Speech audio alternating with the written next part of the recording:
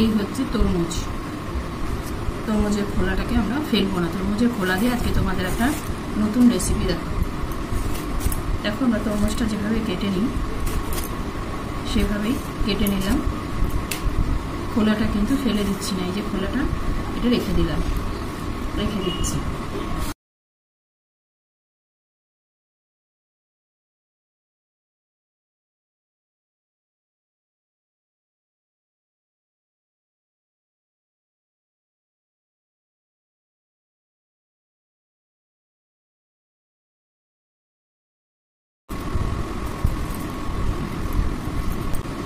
এইভাবে পরিষ্কার করে ছুলে নিচ্ছি।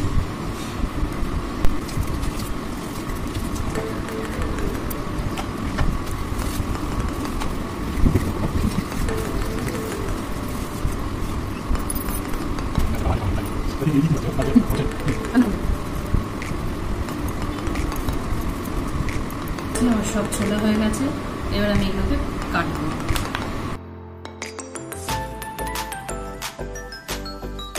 এভাবে পিস পিস করে আমি কেটে নিচ্ছি। আরো ঝুড়ি ঝুড়িও করা যেতে পারে,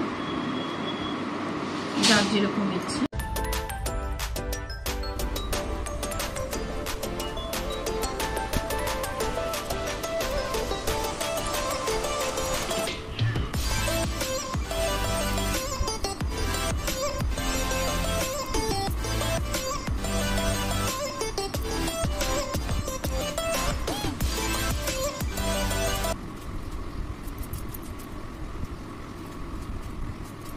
দেখো আমার পুরো কাটা হয়ে গেছে।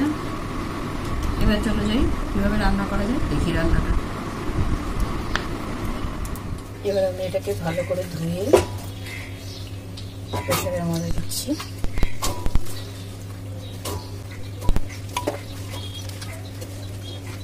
এতে দিয়ে দিচ্ছি একটু লবণ।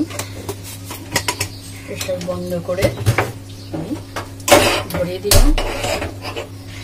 3টে সিটি দেবো, 3টে বা 4টে সিটি দেবো, এটা গলে না, সুতরাং বেশি সিটি হলেও অসুবিধা নেই। এবার আমি প্রেসারটা খুলছি। এটা খুব সুন্দর সিদ্ধ হয়ে গেছে।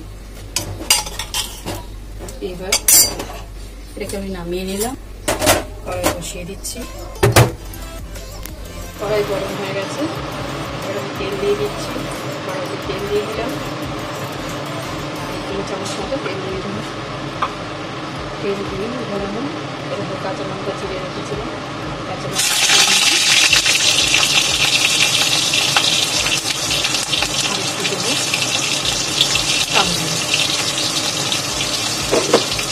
ফোড়ন দিয়ে এবার আমি সেদ্ধ তরমুজের খোলাটা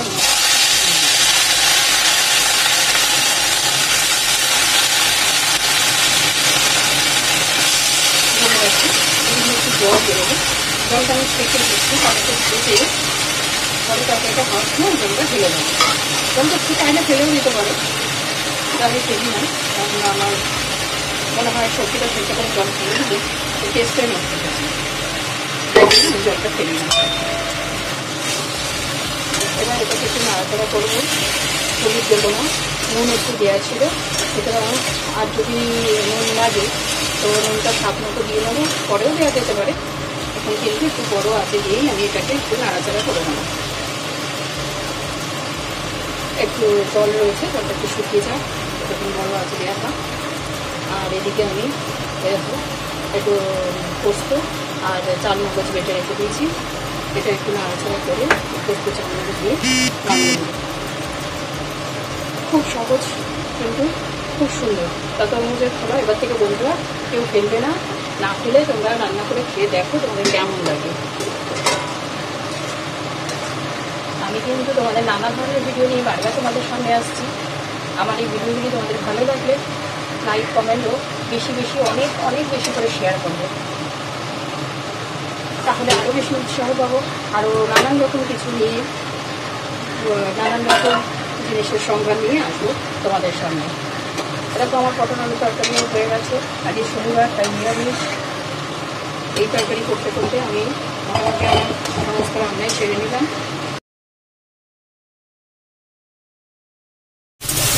এই ভাজা হয়ে এসছে, বেশি ভাজবো না, জলটা শুকিয়ে গেলে একটু নাড়াচাড়া করে এবার আমি এই বেটে রাখা পোস্ত কান্না গোস্ত দিয়ে দিলাম। এখন যে বলতে বাইরে থেকে খাওয়া যাচ্ছে, তার সাথে দিয়ে দিচ্ছি সেদ্ধ করে যে জলটা ছিল সেই জলটা দিয়ে দিচ্ছি, এক্সট্রা করে কোনো জল দেবো না। এটাই একটু ফুটে উঠলেই স্বাদ মতো নুন মিষ্টি ঝাল দেখে নামিয়ে দিতে হবে। খুব সহজ কিন্তু খুব টেস্টি। তোমরাও করে খেয়ে দেখো বন্ধুরা, কেমন লাগে জানিও। আশা করি সবার ভালো লাগবে। নামিয়ে নিচ্ছি।